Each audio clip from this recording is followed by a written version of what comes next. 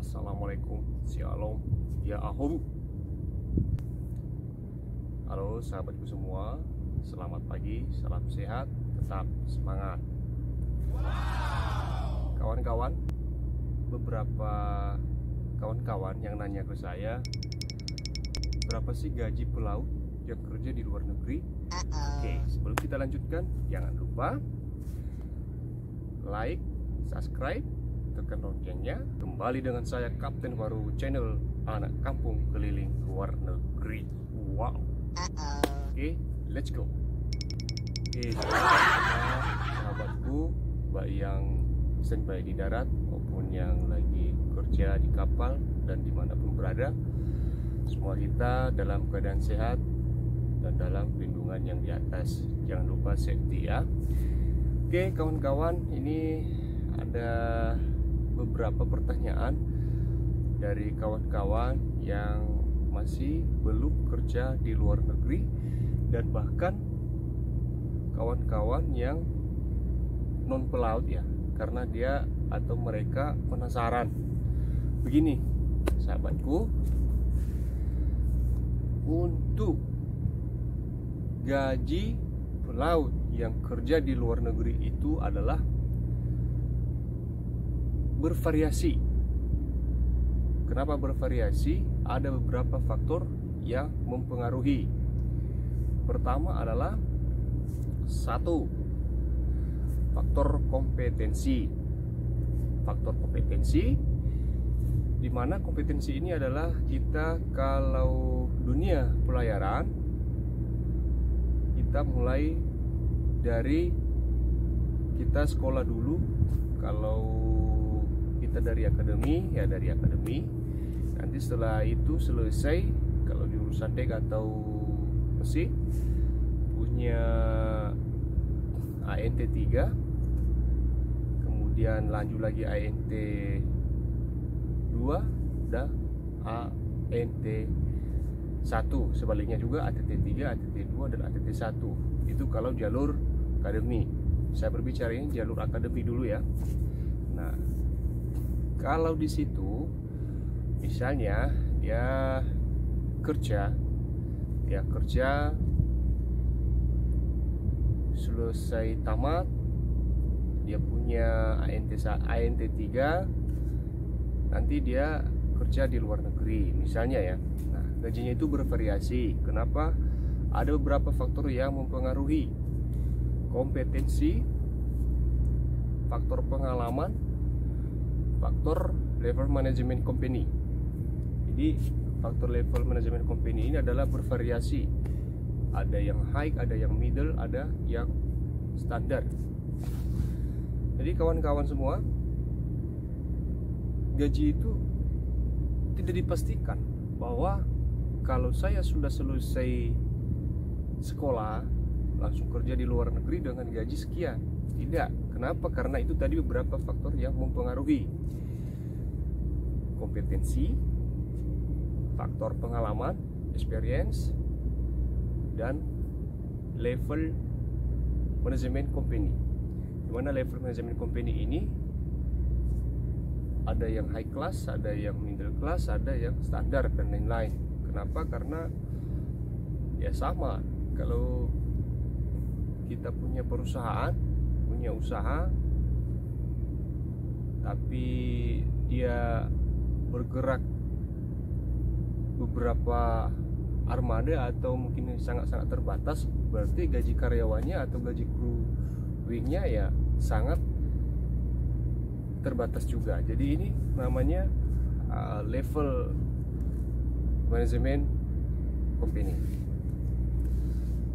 Kemudian saya ambil contoh ya, kalau kita bekerja di perusahaan di pelayaran luar negeri, bicara bahwa gaji itu bervariasi. Diperkirakan gaji muallim 3, ijazah ANT 3, kalau company-nya memenuhi standar itu, mulai dari $2.500 sampai $3.500. Itu yang standar ya, yang sudah memenuhi syarat. Bahkan bisa lebih, itu baru Mualim 3. Kalau Mualim 2 diperkirakan 2.500 sampai 4.500. Antara itu ya, 2.500 sampai 4.500, di antara itu ada.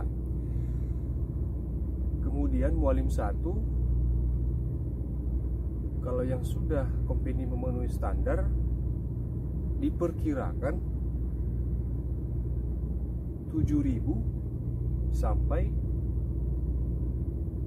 9.000.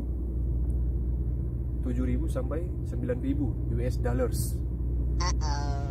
Ya, kurang lebih sebulan itu 100 juta. Ya, 100 juta itu diperkirakan.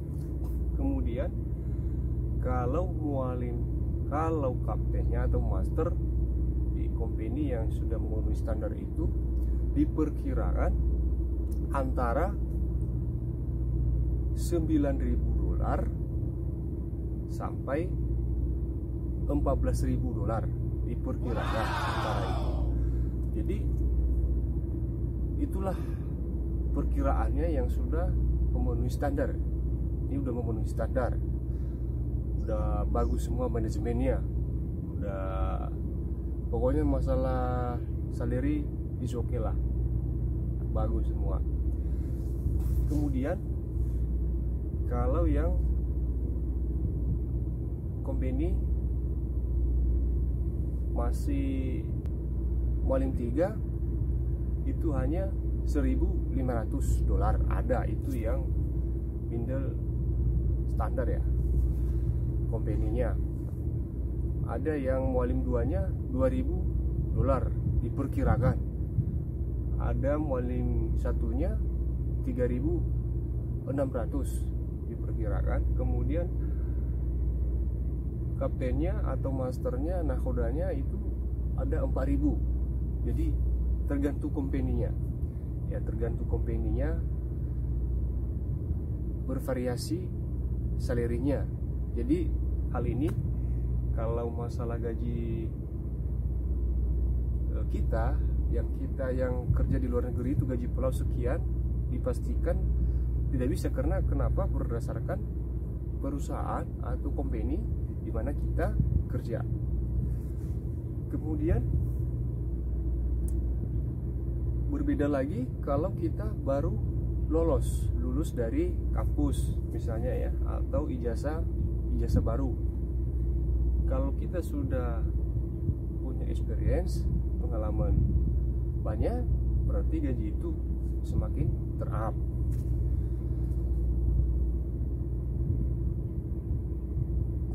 Itu 3 hal tadi: kompetensi,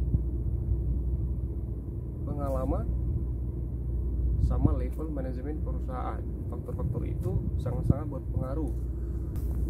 Kemudian perbedaan ini lagi adalah company-nya manajemen perusahaannya, dimana kalau gaji company di perusahaan A 10.000, misalnya $10.000, sementara kalau di sini hanya $5.000 khususnya, misalnya master misalnya. Nah, itulah perbedaan. Risiko kerja atau misalnya operasional pekerjaan itu lebih, katakanlah lebih banyak dibanding dengan yang rendah. Karena gini, semakin gaji naik ya, semakin juga banyak proyek. Tapi semakin rendah gaji, berarti pekerjaan atau operasionalnya itu ya rendah, standar, tidak begitu risk. Jadi kawan-kawan yang masih penasaran salary pelaut, khususnya yang kerja di luar negeri, itu bervariasi. Tidak dipastikan bahwa kalau kerja di luar negeri ini gajinya segudang, tidak. Masih banyak proses, tantangan, atau bervariasi untuk dapat hal tersebut. Jadi tergantung kompetensi, skill, pengalaman, sama faktor level manajemen company. Jadi yang jelas kawan-kawan, kalau ada yang masih penasaran, silakan mencoba mendaftar di dunia pelayaran, sekolah pelayaran. Nanti kalau sudah selesai, ayolah kerja di pelayaran luar negeri. Syarat, ingat, minimal bisa bahasa Inggris sedikit lah setidaknya ya, tidak pintar-pintar banget, tapi setidaknya bisa speaking, bicara. Jadi kawan-kawan semua, ini beberapa faktor gaji pelaut Indonesia yang khususnya kerja di luar negeri, perkiraannya sekian, bervariasi, dan kita pulau juga tetap semangat walaupun bervariasi salarinya. Intinya kita itu mencari rezeki demi keluarga supaya kita bisa menghidupkan keluarga. Ingat, jangan lupa jaga kesehatan, tetap semangat kawan-kawan pelaut. Bravo Simet. Saudaraku semua, sahabat-sahabatku semua, bagi yang masih penasaran untuk salary pelaut atau gaji pelaut yang kerja di luar negeri, berbagai macam variasinya tergantung keadaannya. Jadi sekarang kita sudah punya gambaran. Kawan-kawan semua, saya ucapkan terima kasih sudah menonton Kapten Waru Channel,